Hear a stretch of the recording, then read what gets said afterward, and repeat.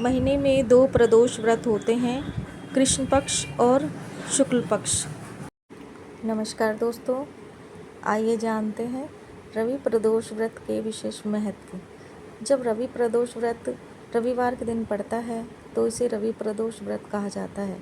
इस दिन भगवान शिव की पूजा के साथ भगवान सूर्य को अर्घ्य देने का भी विशेष महत्व माना जाता है। मान्यता है कि इस व्रत से स्वास्थ्य, यश, तेज, आत्मविश्वास और दीर्घायु की प्राप्ति होती है तथा परिवार में सुख शांति बनी रहती है। आइए व्रत कथा आरंभ करते हैं। प्राचीन समय में एक धर्मपरायण ब्राह्मण परिवार था। उनका एक मात्र पुत्र अत्यंत गुणवान था।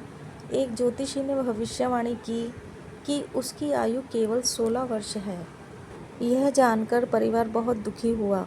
एक महर्षि ने उन्हें रवि प्रदोष व्रत करने और हर प्रदोष की संध्या भगवान शिव का अभिषेक करने का उपदेश दिया।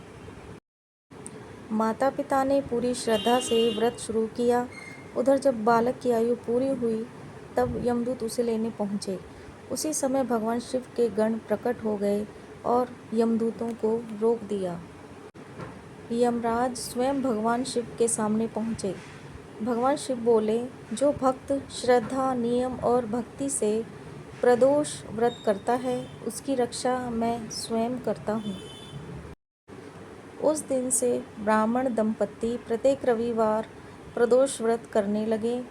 वे संध्या के समय भगवान शिव और माता पार्वती का पूजन करते, दीप जलाते, बेलपत्र अर्पित करते, पूरे मन से ओम नमः शिवाय का जप करते।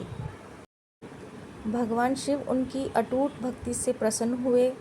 उनकी कृपा से मृत्यु का संकट टल गया और बालक को नया जीवन प्राप्त हुआ। उसकी आयु बढ़ गई और वह दीर्घायु, यशस्वी तथा धर्मात्मा बना। तभी से ऐसी मान्यता है कि जो श्रद्धा और विश्वास से रवि प्रदोष व्रत करता है, भगवान शिव उसके जीवन के बड़े से बड़े संकट दूर करते हैं, अकाल मृत्यु का भय मिटाते हैं, उत्तम स्वास्थ्य, सुख, समृद्धि और दीर्घायु का आशीर्वाद प्रदान करते हैं। इस कथा से हमें यह संदेश मिलता है, भगवान शिव सच्ची श्रद्धा, सेवा और भक्ति से शीघ्र प्रसन्न होते हैं।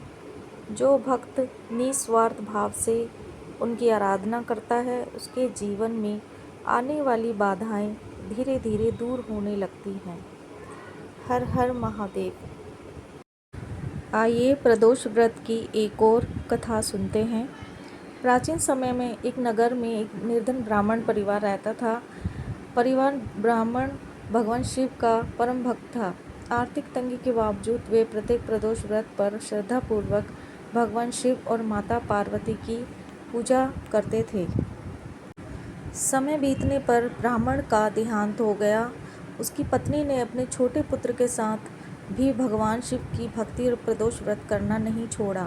वह प्रतिदिन भिक्षा मांगकर अपना जीवन चलाती और कुछ मिलता उसका एक भाग भगवान शिव को अर्पित करती थी। एक दिन भिक्षा से लौटते समय उसे रास्ते में एक घायल राजकुमार मिला।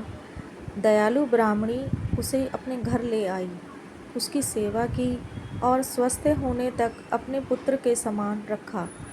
वास्तव में वह राजकुमार अपने शत्रुओं के कारण राज्य से दूर भटक गया था। कुछ समय बाद महर्षि शांडिल्य वहां आए। उन्होंने राजकुमार को देखकर बताया कि शीघ्र ही उसे अपना राज्य वापस मिलेगा, क्योंकि भगवान शिव की कृपा उस पर होने वाली है। उन्होंने ब्राह्मणी से कहा कि वह श्रद्धा से रविवार प्रदोष व्रत करती रहे। ब्राह्मणी ने पूरे विश्वास के साथ रविवार प्रदोष व्रत किया। उसने शिवलिंग पर जल, दूध, बेलपत्र, धतूरा और अक्षत अर्पित किए तथा संध्या काल प्रदोष काल में दीप जलाकर शिव चालीसा और ओम नमः शिवाय मंत्र का जप किया। भगवान शिव उसकी भक्ति से अत्यंत प्रसन्न हुए। कुछ ही दिनों बाद राजकुमार ने अपने शत्रुओं पर विजय प्राप्त कर अपना राज्य वापस पा लिया। उसने ब्राह्मणी और उसके पुत्र का सम्मान किया तथा उन्हें धन, वस्त्र और रहने के लिए घर दिया।